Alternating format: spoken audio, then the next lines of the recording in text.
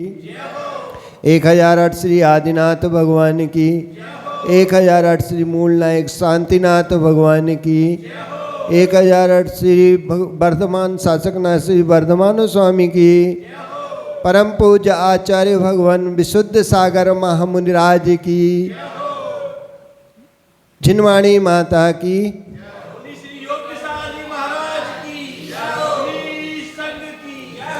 भवबंधु अंतिम तीर्थेश वर्धमान स्वामी के शासन काल में विराजे आचार्य भगवान विशुद्ध सागर जी के रत्नात्रय की छाँव में बैठकर हम सभी माँ जिनवाणी का रसपान कर रहे हैं। यही रसपान हमें मोक्ष का सोपान दिलाएगा। कसाय विषयी चोरे धर्म रत्न विलुप्ते वैराग खड्गधारी धारिम सूरा कुर्वन्ति रक्षणम। कसाय और विष रूपी चोरों के द्वारा धर्म रूपी रत्न चुराया जाता है। अतः सूरा यानी वीर पुरुष वैराग्य रूपी तलवार की धार से धर्म रूपी रत्न की रक्षा करता है। आचार्य प्रवर कुलभद्र स्वामी ग्रंथराज सार समुच्चय जी में आत्म तत्व की उपलब्धि का सहज मार्ग बता रहे हैं। अंतरंग और बहिरंग साधन जो है वह साध्य की सिद्धि का आलंबन है। जिन साधनों से आत्मा की वंचना है, जिन साधनों से आत्मा संसार में रुली है, ऐसे साधनों को बुद्धि पूर्वक छोड़ देना चाहिए। जिन वंचनाओं से आत्मा संसार में रुली है, ऐसे साधनों को बुद्धि पूर्वक छोड़ देना चाहिए। वही विवेकी का काम है। और जो अपने विवेक से संसार में फंसा हुआ है और अपनी की बुद्धि को बुद्धिमंता मानता है, ऐसा बुद्धिमान नहीं है, वह विवेकी नहीं है। विवेकी तो इस संसार से निकलने का प्रयास करता है हर समय हर पल। अशुभ निमित्तों से आत्मरक्षा करना पुरुषार्थ साध्य है। आज शांतिनाथ स्वामी के जिनालय में समोसरण में बैठकर अपने अंतरंग को पवित्र कर रही हो। ज्ञानियों जिन मंदिर की स्थापना की है, जब तक जिन शासन रहेगा तब तक जिन मंदिर रहेगा, जब तक जिन शासन नमोस्तु शासन जयवंत रहेगा। यही कारण है 16 कारण भावना भाए बिना कोई जीव तीर्थंकर नहीं बनता।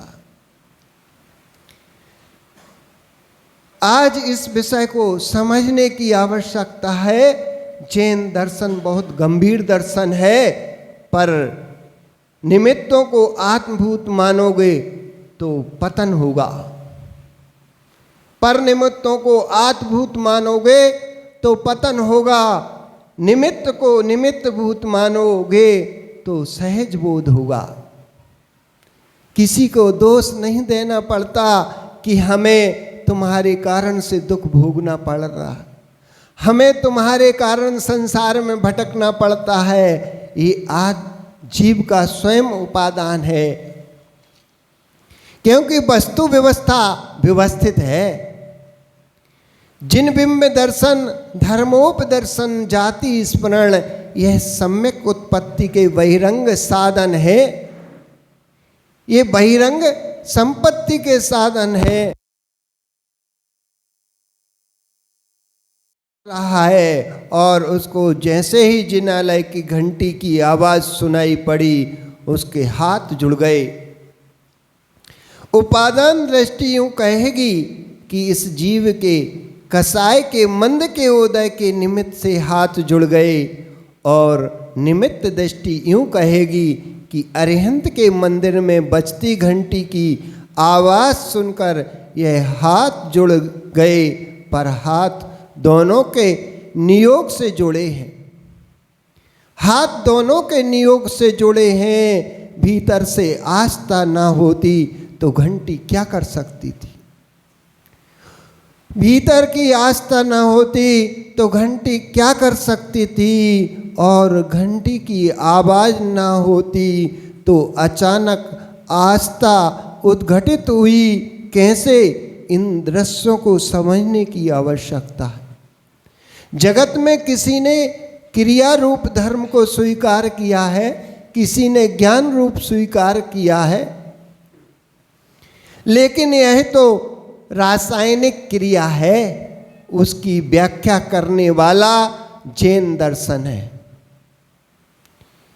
जो यूं कह रहा है कि घंटी की आवाज जो तुमने सुनी है वह ध्वनि थी, पौद्गलिक थी। पौद्गलिक ध्वनि नियोग से चेतन आत्मा प्रभावित हुई है। ध्वनि पुद्गल द्रव्य की पर्याय है, और जो प्रभावित हुआ है वह चेतन द्रव्य है। दो द्रव्यों के संयोग से जो मिश्र परिणाम चलता है, यही तो रासायनिक क्रिया है। भिन्न भिन्न पदार्थों को के नियोग से जो परिणामन चल रहा है, दो भिन्न भिन्न पदार्थों के संयोग से आप एक अभिन्न दशा को और जा रहे हो। यह एक रासायनिक परिणमन है, एक दृष्टि जो संयोगी स्वभाव की ओर ले जाए और एक वस्तु संयोग भाव से एकत्व की ओर ले जाए। दोनों में निमित्त चाहिए, यह वस्तु व्यवस्था का व्याख्यान है। दोनों में निमित्त चाहिए, यह वस्तु व्यवस्था का व्याख्यान है। निहारो, दो द्रव्यों के निमित्त से भिन्न अवस्था बन जाती है। दो द्रव्यों से मिलने से भिन्न अवस्था मिल जाती है। पुद्गल से जीव को समझाने का प्रयास करना, आटा पानी स्वतंत्र है, आटा और पानी स्वतंत्र है। मुख से फूंक दो तो आटा उड़ जाए, लेकिन पानी के संयोग होते ही उड़ने वाली सामग्री घट रूप हो गई, संघस्त हो गई। यह क्या हुआ? उन दो के संयोग के बिना तुम्हें रोटी खाने को मिलती है, और वही वस्तु व्यवस्था आगे देखना, द्वि संयोगी भाव उड़ने वाले आटे को घट बना दिया। और मधुर दुग्ध देखो, मधुर दुग्ध देखो माँ, तुमने मधुर दुग्ध में जामन डाल दिया, बहते को थक्का जमा दिया, बहते दूध का थक्का जमा दिया। मधुर दुग्ध था वह खट्टा हो गया, जामन डालते ही मधुर दुग्ध खट्टा हो गया। यह ध्रुव सत्य है जो परंपरागत दही के जामन का उपयोग कर रहे हैं। जो परंपरा जिनका कभी जामन खत्म ही नहीं होता, इसका उसमें उसका उसमें करते हैं, लगार चली जा रही है, तो वो तो अभक्ष ही खा रहे हैं। जिनका दही का जामन कभी समाप्त नहीं होता, वो तो अभक्ष ही खा रहे हैं। और जो आलू प्याज तो छोड़े हैं और बाजार का दही खाते हैं, वो भी अभक्ष ही खाते, वो भी अभक्ष ही खाते हैं। जो दही के जामन का उपयोग करते हैं, पुराने जामन का, जो नए से करते हैं, नए सिरे से बनाते हैं, उनके लिए अभक्ष नहीं कहा। दही मर्यादित यदि दही खाते हैं तो खा सकते हैं, लेकिन पुराने जामन से दही जमाते हैं तो वो तो अभक्ष है। वो मांस के पिंड के समान है। जो आलू प्याज छोड़ते हैं और बाजार का दही खाते हैं, वो मांस खाते हैं। वे सभी अभक्ष हैं, इनका त्याग करना चाहिए। ये खाने योग्य नहीं है। भले दही नहीं खा पा रहे, खट्टा नहीं खा पा रहे, तो आप नींबू से काम चला सकते हो, अमचूर से काम चला सकते हो।